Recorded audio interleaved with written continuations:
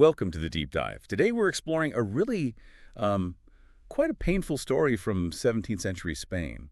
It's about the power dynamics, really, of royal courts. Yeah, it's focused on the life of Eugenia Martínez Vallejo, a young girl whose physical differences were basically weaponized. Turned into this forced spectacle, right? All for the amusement of King Charles II and his court. Exactly. And it's more than just her biography, sad as that is. It's really a stark look at how power defines what's considered normal.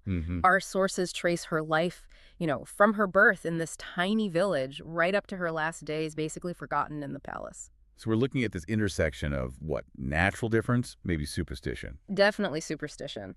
And aristocratic insecurity, frankly. Right. And the sheer dehumanization that this kind of spectacle always requires. Okay, so our mission here is to dig into this source material, not just to recount what happened, but to try and understand why.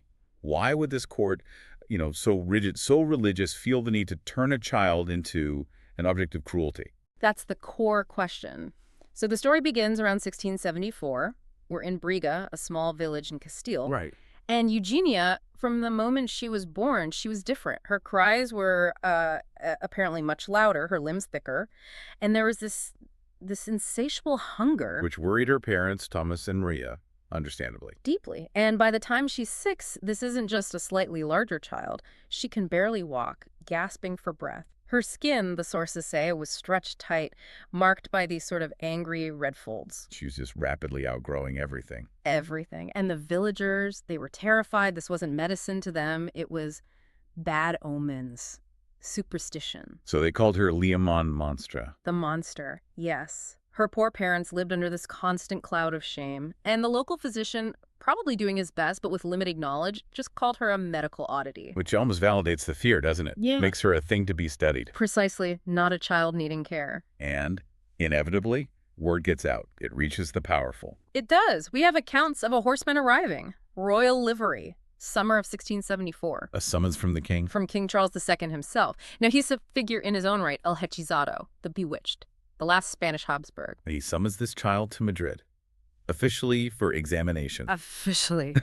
But everyone knew the subtext. It was for amusement, court entertainment. That journey must have been horrifying for a 6-year-old. The sources call it swift and brutal. Yeah, hidden away in inns, overhearing servants whispering, what will they do to her? Imagine moving from quiet village life to Madrid, the Alcazar Palace. It's like being thrown into a roaring beast. So she arrives at the Alcazar, the heart of Spanish power. And immediately she's on display. The grand hall, silks, lace, murmuring courtiers, they're all waiting. And the sources say they just locked onto her with this kind of collective cold hunger. And the king himself, Charles II, he's there. It's interesting, he had his own very visible physical challenges, right? The Habsburg jaw, the elongated face products of inbreeding. Absolutely. He was, in a way, a spectacle himself, a symbol of the dynasty's decline. Yet when he looks at Eugenia, the accounts say his eyes gleam with fascination. That's disturbing. Is there a sense that by focusing on her difference, they could, feel better about their own fragility? I think that's exactly it. The court was weak, the king was fragile. Projecting monstrosity onto Eugenia allowed them to feel dominant, powerful by comparison. It's classic psychological deflection. Making her the external monster distracts from the internal decay. Precisely. They needed to control the narrative of abnormality, and the verbal attacks started instantly. Not just looking, but labeling. Delightfully grotesque. A barrel with legs! Horrible. And that verbal stuff quickly became physical humiliation, framed as fun. The king ordered her to dance. Knowing she could barely move properly, and when she stumbled, predictably, the laughter wasn't just amusement, it was cruel delight. Nobles reinforcing their own superiority over her struggle. Just awful. And it escalated from there. Oh, yes. The daily spectacle became more elaborate, more designed, especially around food and consumption. The challenge meal. Right. They'd load a table with rich meats, sweetmeats, everything, and the king would command, feed her. See how much she can consume. Reducing her to just appetite. Exactly. She's eating, mechanically, the food tasting like ash, apparently, while these courtiers are cheering and mocking. Like a pig at trough, someone shouted. It's systematic dehumanization. Completely. And this went on for weeks. It became this relentless, grotesque parade. They dressed her up. In mockery of court fashion. Tight silks, lace that constricted her breathing, made her gasp. Oh, God. They put her in ill-fitting armor, called her the Great Fat Knight, poked her with canes. That's a toy. Worse than a toy. Then they weighed her on this huge iron scale, like livestock. And announced the weight. Proclaimed her a true titan of flesh. One record mentions 420 pounds, turning her into a number, a bizarre statistic for their amusement. With their lowest point? I mean, it sounds uniformly terrible. It was. But perhaps the most viscerally cruel event was on St. John's Day. Oh, They drained a fountain basin, filled it with wine, and ordered her to bathe in it. bathe in wine. Yes! And then they pushed her in. The court cheered, shouting, "Drink, let's see if she floats." My God, did she fight back? She just closed her eyes, endured it. It was like this baptism of shame performed for laughs. So after weeks, months of this, physical torment, did the court's interest start to fade, or did they find new ways? Well, the initial shock value perhaps lessened, so the king decided he needed a permanent record, an artifact. The portrait. Exactly. He commissioned the court painter, Don Sebastian de Herrera. And Herrera. How did he approach this? Not as an artist painting a person, more like a scientist dissecting a specimen. That's how the sources frame it. He painted her to be grotesque. Deliberately. He exaggerated every curve, every fold. The goal wasn't realism. It was to create a monstrous caricature of excess. That's the phrase used. And the king liked it. Loved it. Called the unfinished work a masterpiece of the bizarre. Ordered it hung in the Hall of Curiosities. It wasn't just art. It was royal validation of her status as a grotesque object. This constant, overwhelming dehumanization, it's hard to imagine enduring it. But the sources suggest something started to shift in Eugenia. They do. And this is, for me, the most compelling part of the story. Amidst all this cruelty, small acts of resistance begin. Silent defiance. Internal agency starts to surface. Right, because her body was captive, but maybe not her mind. Exactly. She started refusing the rich court food. They'd bring these elaborate platters, and she'd just let them spoil, despite threats. What'd she eat instead? Sometimes they bring her, maybe as punishment, just dry beggar's crusts, and she chose that over the king's feast. It wasn't about hunger then, it was symbolic. Absolutely. They demanded she consume, mirroring their control over her. By refusing, she was refusing them. A quiet declaration, I control this, I won't be your performing pig. That takes incredible strength. Did she resist in other ways? Yes. There was another painting planned, a triptych. It was meant to feature her alongside the court dwarf and the bearded lady, grouping the curiosities together. And she refused. She refused to sit for it, broke protocol, refused to be visually categorized like that. Wow. But the most striking act, the flower, right? Yes. During a royal procession, the ultimate ritual of submission was demanded.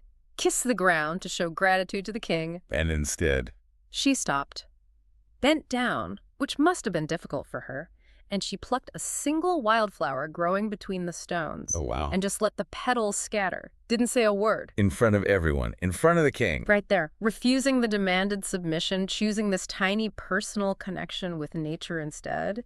It's like she was saying, I am human, I claim my own dignity. That's incredibly powerful. Did the court even notice or care? It was likely noticed, that defiance, but court attention is fickle. Their fascination overall was already moving on. New novelties.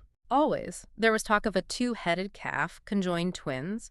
Eugenia was becoming old news, less of a spectacle. So what happened to her then? She was effectively discarded, moved out of the main palace rooms into this small, drafty, probably lice-ridden room in the servants' quarters, out of sight, out of mind. And physically, did she stay the same? No, she began to change. The sources say she started to shrink, the flesh softened, sagged. She was no longer the monstrous caricature they'd found so amusing. So when she stopped being visually extreme, She ceased to exist for them. Her value was purely in her spectacle. was there anyone who showed her any kindness in that period? There's a small mention, quite moving actually, of a young scullery maid. She'd sneak Eugenia cheese, bits of gossip. Just small human interactions. Probably the first real kindness in years. Quite possibly. And the sources suggest it was around this time Eugenia realized she didn't want that awful portrait by Herrera to be how she was remembered. How did her life end? Quietly. Alone. On a very cold night. A servant found her body the next day. No fuss was made. And her burial. An unmarked grave. The official view was she was no one important. But there's one more detail, isn't there? Another painter. Yes, a crucial contrast. In her final days, another painter arrived, unnamed, just called Louis. He worked quietly, painted her as she lay dying. What was his approach? His reported words were, "I paint people, not monsters." He apparently captured the exhaustion, the weariness, but also the person beneath. The dignity the court had tried so hard to erase, a completely different gaze than Don Sebastian's. So history tried to bury her, reduce her to a footnote, maybe a cautionary tale from others. Don't eat too much or you'll end up like Eugenia. Exactly. But thankfully, remembrance is more complicated than that. Small acts keep her story alive. Like what? Well, art historians now critique her as painting not just technically, but ethically. Poets write about her, asking who the real monster was, her or the court. And there's the plaque. Yes, in her hometown, Brehuega now, it simply says, Eugenia Martínez Vallejo, 1674-1690. She was a child. Cuts right through it all. It restores her fundamental humanity. It's such a devastating story. A reminder of what happens when we reduce people to spectacles. But also maybe a testament to that quiet internal defiance she showed. Absolutely. And there's a line in the source material that sticks with me. The cruelty of spectacle outlives its performers. Charles II's court moved on so quickly to the next marvel. Which brings us to the present, I suppose. It does. It makes you ask, doesn't it? What are the spectacles we consume today? In media, online, celebrity culture, who are the modern Eugenia Martínez Vallejos being created, consumed, and then forgotten for our amusement? Yeah. The really uncomfortable question isn't just what that Spanish court saw in her back then, but why they needed to see it. Why did they have that hunger for the spectacle? And maybe, why do we?